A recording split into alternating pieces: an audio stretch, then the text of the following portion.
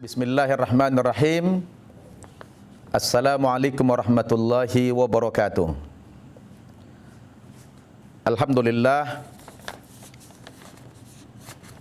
Alhamdulillahilladzi bi ni'matihi tatimmus shalihat. Wassalatu wassalamu ala Rasulillah wa ala alihi wa ashabihi wa man tabi'ahu wa walah. La hawla wa la quwwata illa billah, amma ba'd.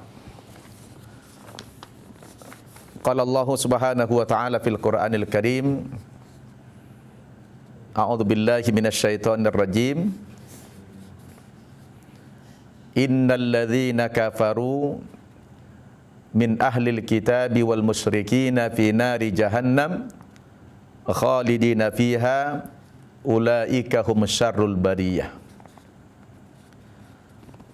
Wa qala Rasulullah sallallahu alaihi wasallam, sayati zamanun ala ummati yafirruna minal ulama'i wal fuqaha fayabtalihimullahu bi thalathati baliyat. Al-ula yarfa'ullahu al-barakata min kasbihim, wa thaniyah yusallitullahu alaihim sultanan zalima, wa thalitha yakhrujuna minad dunya bighairi iman. Sadaqallah wa sadaqa Rasulullah sallallahu alaihi wasallam. Alhamdulillah, pada malam hari yang berkah ini kita kembali dapat berjumpa melalui program pengajian lewat Zoom yang alhamdulillah jumpa kita untuk yang kesekian kalinya. Dan kita semua alhamdulillah dalam keadaan sehat walafiat, sehingga kita dapat mengikuti pengajian ini yang mudah-mudahan bisa menambah wawasan keislaman kita serta mempertebal iman dan takwa kita kepada Allah Subhanahu wa taala. Dan juga pengajian yang semacam ini dapat kita jadikan sebagai sarana silaturahmi di antara kita, walaupun tidak berjumpa secara langsung di darat, tapi cukup mewakili melalui program Zoom kita ini. Salawat dan salam tidak lupa kita sampaikan kepada junjungan kita Nabi Muhammad sallallahu alaihi wasallam, kepada segenap keluarganya, sahabat-sahabatnya dan para pengikutnya. Bapak-bapak, ibu-ibu, saudara-saudaraku yang saya cintai karena Allah Subhanahu wa taala, apa kabar Bapak semuanya? Mudah-mudahan semuanya sehat ya. Amin ya rabbal alamin. Baik, Bapak Ibu yang saya muliakan, kita sekarang ini sedang berada di penghujung bulan Desember dan di penghujung tahun 2024. Hari ini sudah tanggal 23 Desember. Sebagaimana kita ketahui bahwa setiap kali kita berada di bulan Desember yang semacam ini, kadang-kadang membuat kita sedikit agak risau menghadapi tantangan global kita, terutama adanya upaya-upaya dari saudara-saudara kita di luar agama kita yang senantiasa mengajak, mengundang ya saudara-saudaranya untuk bisa bersikap toleransi dan juga bisa mengikuti kegiatan-kegiatan ritual mereka. Nah, oleh karena itulah pada kesempatan ini kajian yang akan saya berikan dengan tema kedudukan orang non-muslim dalam pandangan agama Islam. Bapak Ibu yang saya muliakan, tema ini ada relevansinya dengan bulan Desember yang sebentar lagi saudara-saudara kita akan melaksanakan hari raya mereka atau memperingati perayaan Natal mereka yang tinggal 2 hari lagi. Saya selalu di penghujung bulan Desember yang semacam ini selalu ada pertanyaan-pertanyaan yang klasik, ya, tentang bagaimana sikap kita, karena pemerintah mulai dari presiden sampai yang paling bawah hari ini, kalau memberikan salam itu, salamnya sudah salam lintas agama, sudah mewakili 6 agama yang diakui di Indonesia ini. Nah, di bulan Mei yang lalu, Majelis Ulama Indonesia mengadakan ijtima', perkumpulan para ulama di Bangka Belitung di bulan Mei tahun 2024. Salah satu poin yang mereka bahas dalam ijtima' ulama di tahun 2024 ini adalah yaitu hukum mengucapkan selamat Natal dan sekaligus hukum mengucapkan salam lintas agama.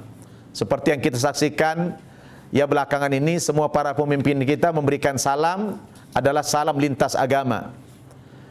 Nah, dalam ijtima' ulama atau Majelis Ulama Indonesia tahun 2024, mereka sudah memutuskan bahwa mengucapkan salam lintas agama itu hukumnya haram, dan mengucapkan selamat Natal juga hukumnya haram. Nah, tapi apakah fatwa ini berguna didengar oleh para pemimpin kita yang selama ini tentu kita saksikan sangat sulit mereka menerima fatwa-fatwa yang semacam ini. Ya, tetap saja mereka menjalankan seperti biasa saja. Maka di awal atau pada mukaddimah ceramah saya tadi, saya mengawali dengan membacakan salah satu hadis. Bagaimana resiko orang yang lari dari para ulama, tidak mendengarkan fatwa dan nasihat para ulama. Rasul mengatakan, sayati zamanun ala ummati, akan datang suatu zaman kepada umatku, kata Nabi. Jadi nanti ada masanya umat akan sampai kepada era itu. Apa kata Nabi yang terjadi pada masa itu? Yafirruna minal ulama'i wal fuqaha. Di mana umat Nabi Muhammad di masa itu, kata Nabi, ya, beramai-ramai mereka lari dari para ulama dan para fuqaha, ahli-ahli yang pakar hukum. Jadi di era itu, kata Nabi, umat Islam tidak lagi mendengarkan fatwa ulama, tidak lagi mendengarkan nasihat ulama. Diadakan pengajian, diadakan majelis taklim, itu kadang-kadang cuma formalitas. Tapi ketika ada fatwa-fatwa yang sudah berkaitan dengan hukum-hukum akidah, itu sama sekali diabaikan, tidak dapat dipraktekkan, karena itu dianggap sebagai fatwa yang tidak berguna saja. Lalu apa yang akan terjadi kepada umat di masa itu apabila umat ini, termasuk juga para pemimpinnya, lari dari para ulama, lari dari para fuqaha?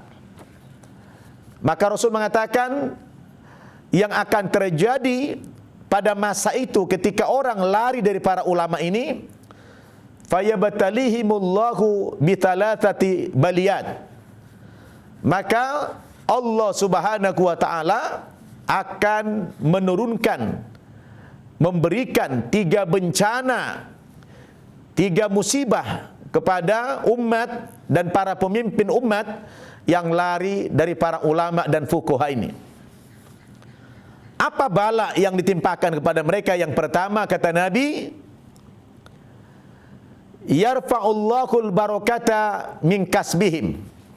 Jadi kalau pemimpin dan umat ini sudah tidak mendengarkan lagi nasihat dan fatwa-fatwa ulama ini, maka yang akan terjadi kepada mereka, kata Nabi, yang pertama, Allah Subhanahu wa taala akan mengangkat keberkahan dari setiap usahanya.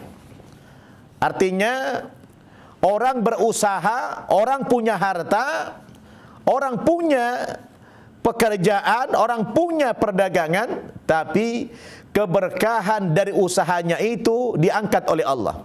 Keberkahan dari rezekinya itu diangkat sama Allah Subhanahu wa taala. Kita bisa bayangkan Bapak Ibu, ya, kalau kita hidup ini sudah nggak ada berkahnya, ya, hidup kita tidak ada berkahnya, bisa kita bayangkan itu. Ya, ada harta tapi tidak ada berkahnya. Harta begitu cepat saja habis. Ya, umur kita tidak berkah, dikit-dikit sakit, dikit-dikit ini, nggak ada berkahnya. Ini adalah sebagai pertanda kalau sudah manusia, umat ini, para pemimpin kita lari dari para ulama, pasti lambat atau cepat akan merasakan itu. Diangkat oleh Allah dari keberkahan semua usaha, semua harta yang mereka miliki. Ini bukan main-main. Ya, oleh karena itulah Rasul kalau berdoa itu bukan minta wa katsiratan fi rizqi, berikan aku rizki yang banyak, tapi wa barakatan fi rizqi, berikan kami rizki yang berkah. Jadi banyak kalau tidak berkah tidak guna. Lebih baik berkah, walaupun sedikit tapi berkah, itu yang paling penting. Jadi Bapak Ibu, saudara-saudara, kalau orang sudah lari dari para ulama, yang pertama menimpa mereka keberkahan usahanya diangkat oleh Allah Subhanahu wa taala. Kemudian risiko yang kedua kata Nabi, yusallitullahu alaihim sultanan zalima. Ketika umat ini sudah lari dari para ulamanya, tidak mau lagi mendengarkan fatwa-fatwa dan nasihat ulama-ulama ini, maka Allah Subhanahu wa taala akan mengirim kepada mereka pemimpin yang zalim. Ya, Allah akan mengirim kepada mereka pemimpin yang zalim. Nah, ini sudah lama kita rasakan ini. Ya kan? Ini sudah cukup lama kita rasakan. Itu boleh jadi sebagai akibat daripada membangkangnya kita kepada ulama-ulama ini. Kita menganggap sepele para ulama-ulama itu. Ya, dan kita lihatlah di masyarakat, ya, kalau ada acara-acara kenegaraan biasanya itu ulama ini kurang mendapatkan tempat. Ya, kalau duduk saja tidak selevel dengan pemimpin negara. Mereka berada di belakang. Ini adalah sebagai bentuk tidak adanya penghormatan kepada para ulama. Jadi wajar-wajar saja kalau kemudian fatwa-fatwanya tidak didengarkan dan tidak dipraktekkan. Lalu yang ketiga, risiko yang ketiga, ketika fatwa ulama itu tidak dipraktekkan, kata Nabi, wa yukhrijuna minad dunya bighairi iman. Nanti rata-rata orang keluar dari dunia ini atau meninggal, kebanyakan nanti mereka dalam keadaan tidak beriman kepada Allah Subhanahu wa taala. Dia mungkin hanya beragama Islam, tapi sedikit orang nanti yang beriman kepada Allah Subhanahu wa taala. Saya teringat kalau kita bicara iman dan Islam, Buya Hamka rahmatullah alaihi pernah mengatakan, kalau kamu ingin melihat orang Islam, ya, pergilah kamu ke solat Idul Fitri atau Idul Adha. Jadi kalau ingin melihat orang Islam, pergilah solat Idul Fitri, Idul Adha. Itu orang Islam semua. Tapi kalau kamu ingin melihat orang yang beriman, kata Buya Hamka, pergilah kamu solat subuh ke masjid berjamaah. Lihat, kalau kamu ingin melihat orang beriman, pergi solat subuh ke masjid berjamaah. Itu orang-orang beriman itu. Kalau dia ke masjid berjamaah subuhnya, itu orang beriman. Ya, tapi kalau kamu ingin melihat rata-rata orang Islamnya, pergilah ke solat hari raya Idul Fitri atau Idul Adha. Itu rata-rata adalah orang Islam. Dan mungkin ada orang non-Muslim solat hari raya itu, tapi kualitasnya level mereka level orang yang hanya berislam saja, tapi belum tentu beriman. Sering orang mengatakan ada perbedaan orang beriman dengan orang berislam. Kalau orang yang berislam itu belum tentu beriman, tetapi orang yang beriman itu sudah pasti berislam. Nah, Bapak Ibu yang saya muliakan, ini saya antarkan dulu dari fatwa tadi, karena ada pembahasan kita tentang kedudukan orang non-muslim dalam pandangan agama Islam, yaitu ada kaitannya dengan Natal, ada kaitannya dengan macam-macam itu. Maka saya antarkan dulu dengan fatwa ulama, ijtima ulama kemarin di Bangka Belitung itu. Mereka mengatakan haram hukumnya menyampaikan salam lintas agama dan haram hukumnya mengucapkan selamat Natal, apalagi sampai ikut merayakan Natal. Sekarang lagi viral di sosmed, ada ada seorang ustadz yang mengatakan ya boleh kita mengucapkan selamat Natal asal tidak disertai dengan niat, tidak ada sebuah pengakuan. Nah, ada orang mengatakan begitu. Tapi kalau kita kembali kepada nas, kepada ayat Al-Quran, surat Maryam ayat 88 sampai 92, di situ sudah tegas Allah Subhanahu wa taala berfirman, A'udzu billahi minasyaitonir rajim. Wa qalu ittakhadhar rahmanu walada. Laqad ji'tum syai'an idda. Takadus samawati yatafattarna minhu wa tanshaqqul ardu wa takhirul jibalu hadda an da'u lirrahmani walada. Orang-orang Yahudi dan orang Nasrani, kata Allah Subhanahu wa taala, mengklaim, mengatakan bahwa Tuhan yang Maha Pemurah itu punya anak. Ya, jadi ketika orang-orang Yahudi dan orang Nasrani mengatakan Tuhan itu punya anak, ya anak Tuhan menurut orang Yahudi namanya Ezra atau Uzair, anak Tuhan menurut orang Nasrani namanya Al-Masih atau Yesus. Sebagaimana Allah katakan dalam Al-Quran, wa qalatil yahudu Uzairun ibnullah.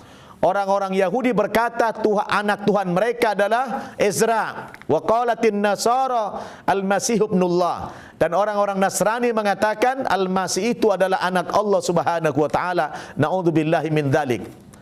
Ketika mereka mengatakan Tuhan itu punya anak, Allah marah, Allah murka. Allah katakan laqad ji'tum syai'an idda. Sungguh kalian telah mendatangkan perkara yang mungkar kepadaku. Allah murka kepada mereka. Akibat dari ucapan mereka itu, kata Allah, takadus samawatu yatafattarna minhu. Hampir-hampir langit itu mau terpecah. Wa tanshaqqul ardu, dan bumi itu mau terbelah. Wa takirul jibalu hadda, gunung-gunung itu mau meletus. Anda aulir rahmani walada, karena dahsyatnya pengakuan mereka Tuhan yang Maha Pemurah itu punya anak. Wa ma yanbaghi lirrahmani ayattakhidha walada, padahal tidak pantas bagi Allah memiliki seorang anak, baik itu anak secara biologis ataupun anak secara teologis, tidak pantas dialamatkan kepada Allah Subhanahu wa taala. Anak secara biologis artinya anak yang dilahirkan melalui ibu, ya, naudzubillahi min dzalik. Anak secara teologis artinya Allah itu punya anak angkat, anak asuh, anak buah, naudzubillahi min dzalik. Semuanya itu adalah maha suci Allah Subhanahu wa taala daripada sifat beranak tersebut. Nah, inilah dasar utama para ulama kemarin mengharamkan mengucapkan selamat hari Natal itu. Nah, persoalannya ini rasanya berat untuk dipraktekkan, berat untuk ditaati oleh para pemimpin-pemimpin yang formal maupun juga oleh para pejabat-pejabat kita. Sulit ini ditaati. Kenapa? Ya karena kita, sebagaimana tadi kata Nabi itu, kita memang sudah berada di zaman di mana manusia, di mana umat Islam itu sudah lari dari para ulamanya.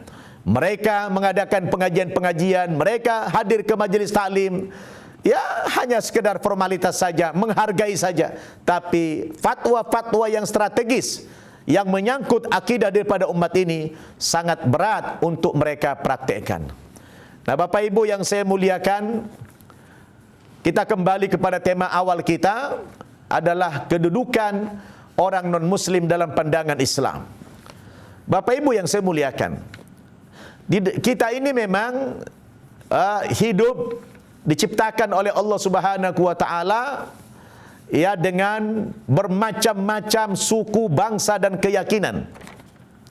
Ya, Allah sebutkan dalam Al-Qur'an, ya ayuhan nas inna khalaqnakum min dzakari wa untha wa ja'alnakum syu'uban wa qabaila lita'arafu inna akramakum indallahi atqakum. Wahai umat manusia, kata Allah, Sesungguhnya kami menciptakan kamu dari seorang laki-laki dan perempuan, dari Adam dan Hawa.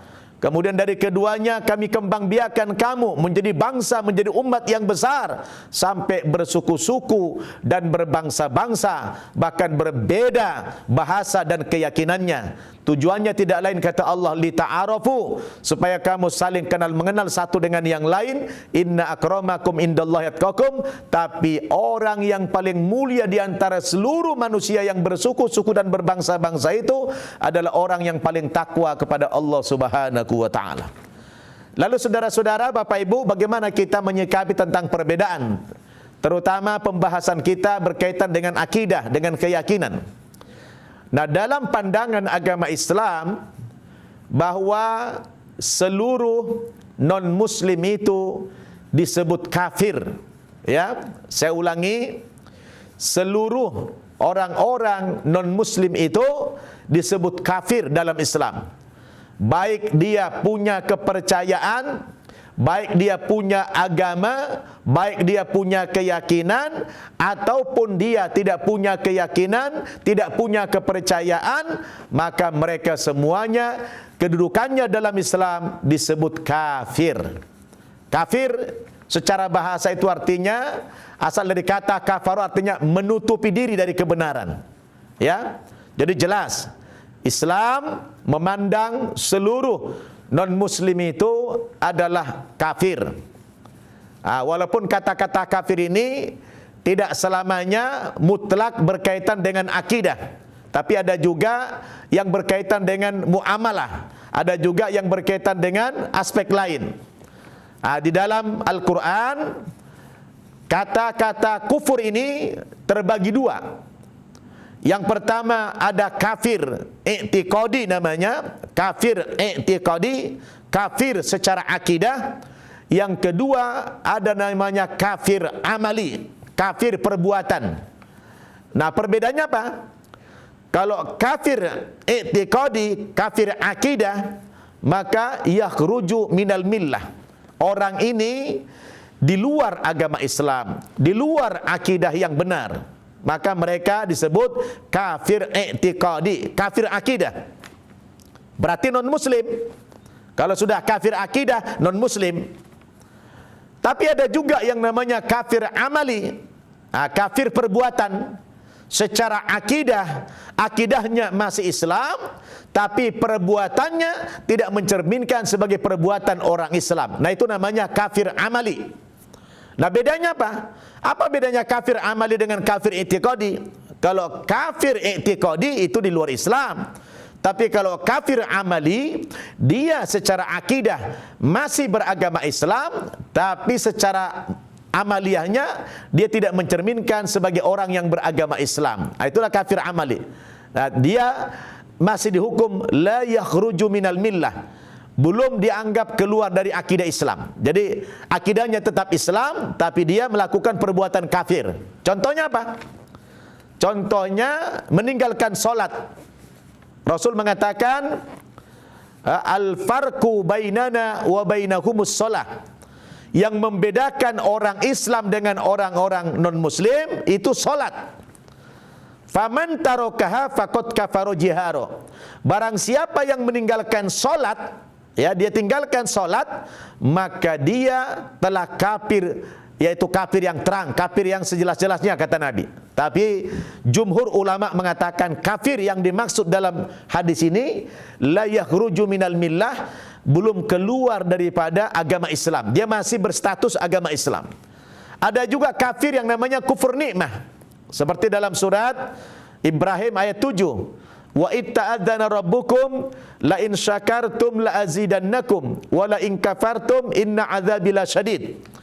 Ingatlah ketika kami umumkan kepada seluruh umat manusia, jika kamu pandai mensyukuri nikmatku, kata Allah, maka nikmat yang ada semakin ditambah. Tapi wala in kafartum, kalau kamu ingkari, kamu kafir, kufur nikmat, Inna azabila syadid, sesungguhnya azabku sangat pedih, kata Allah Subhanahu wa taala.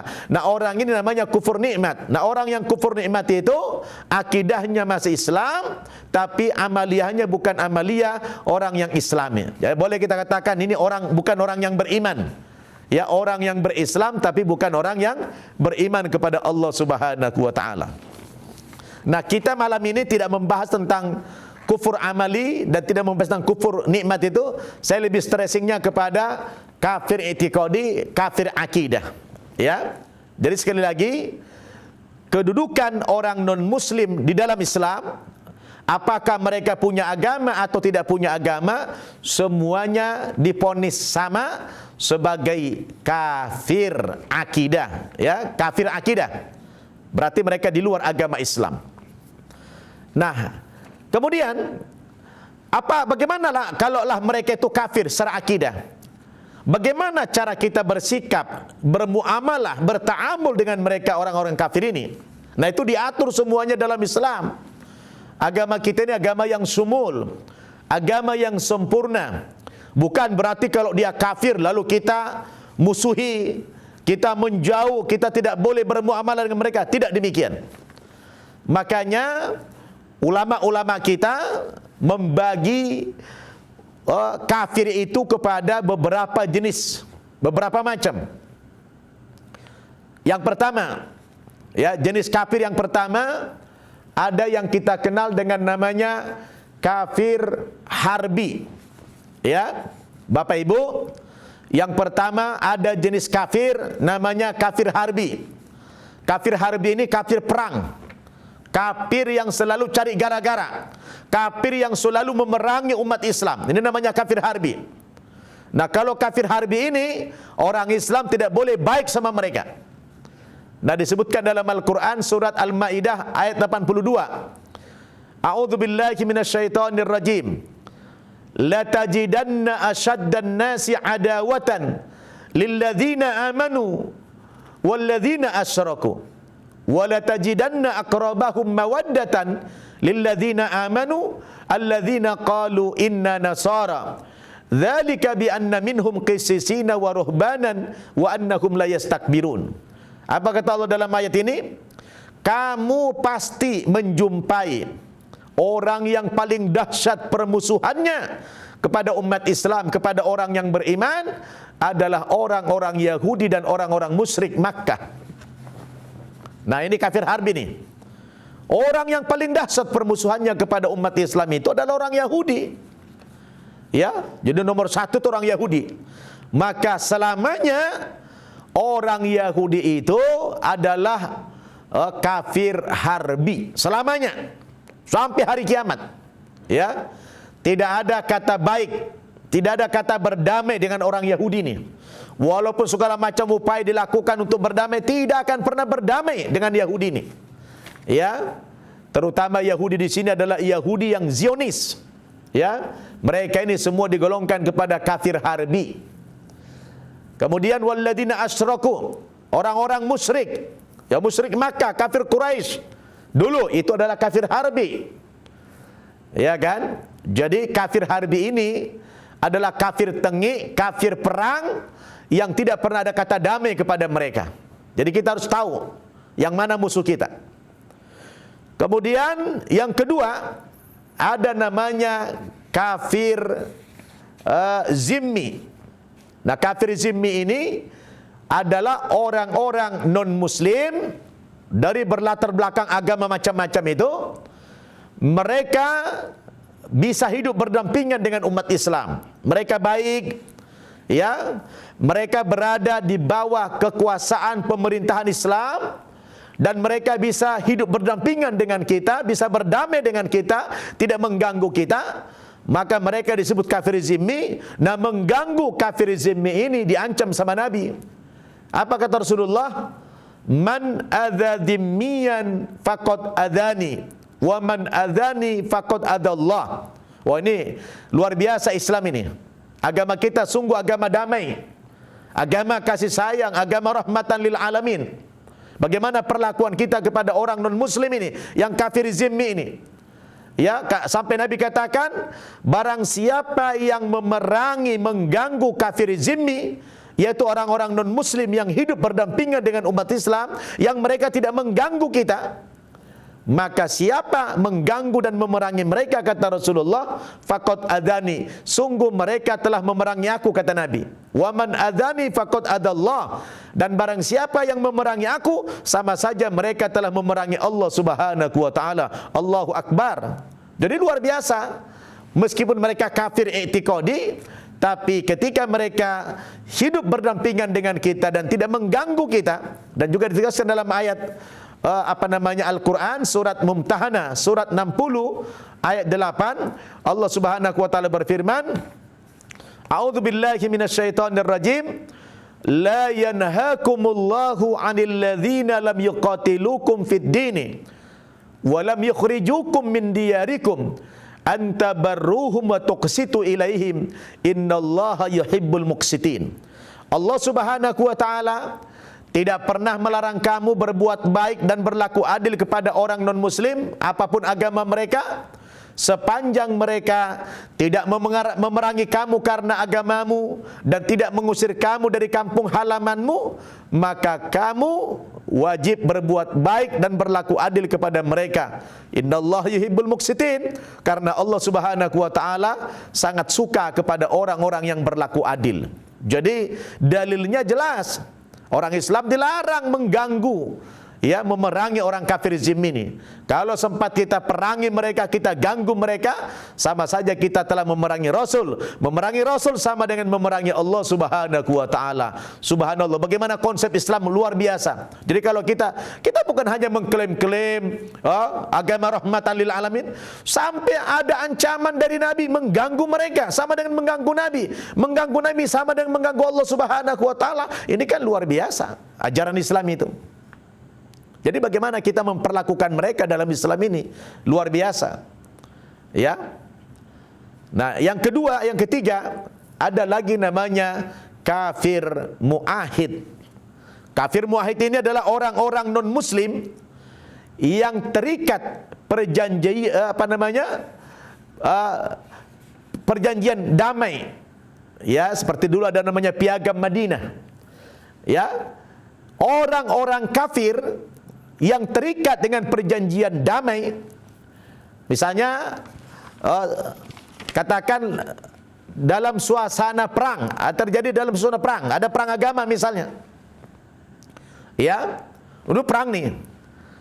Kemudian orang kafir ini, pemimpin kafir dan para pengikutnya mengatakan kepada umat Islam, ayo kita gencatan senjata. Nah gitu. Bikin perjanjian, kita gencatan senjata, kita berhenti perang. Ini namanya muahid, terikat perjanjian damai itu. Maka orang Islam dalam suasana lagi perang, haram hukumnya memulai peperangan lagi. Haram hukumnya.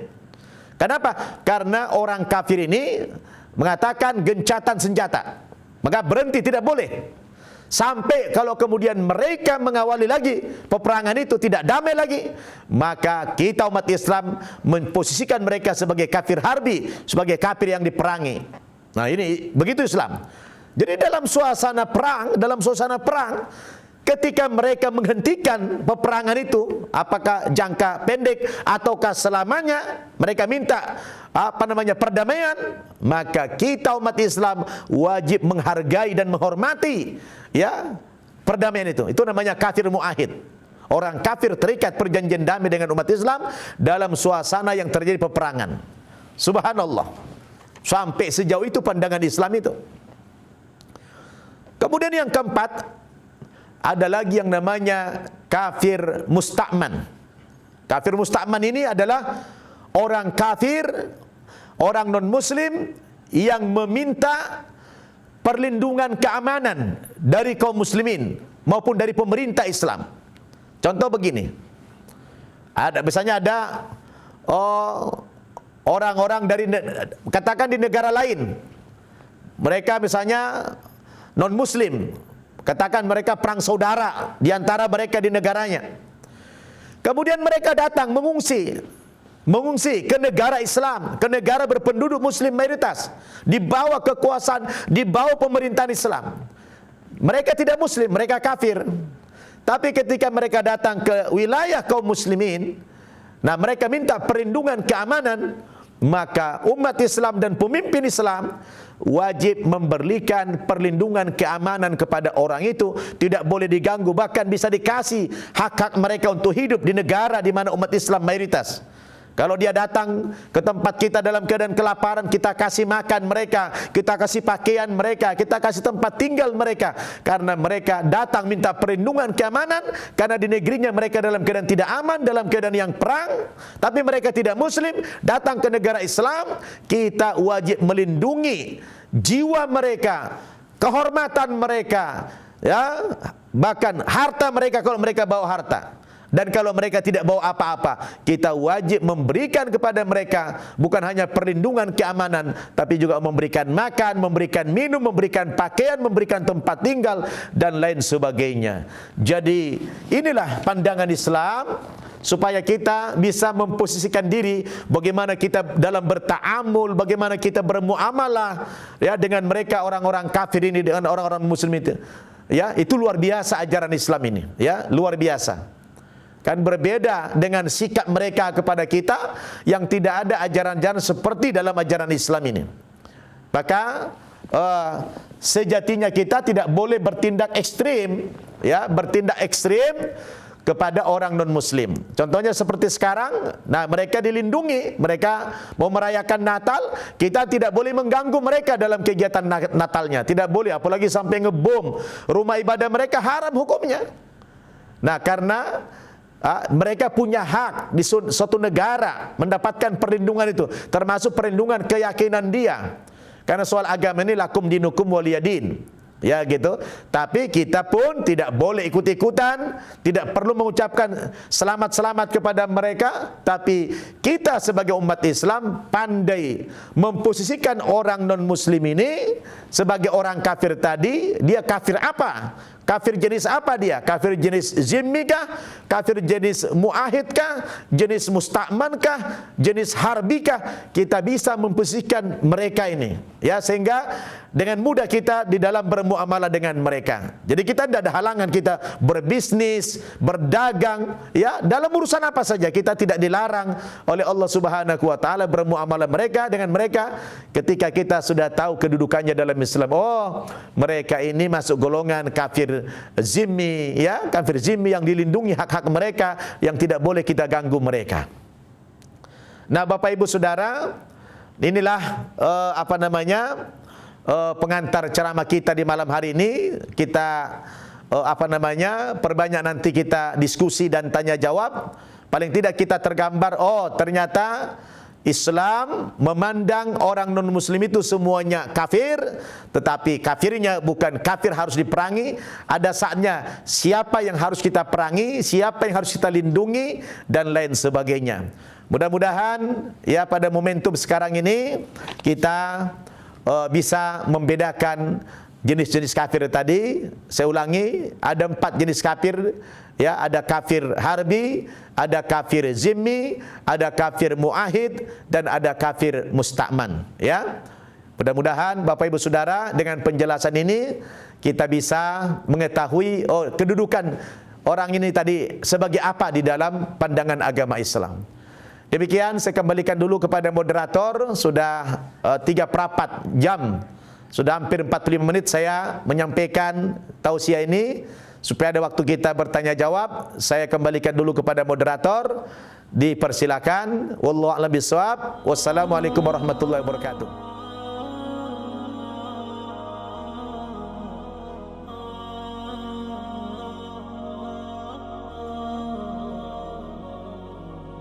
معنا نهج حياة جئنا تبصرة عن كل ضلال أعددنا بضع رسالات تحمل نورا للأجيال معنا نهج حياة جئنا تبصرة عن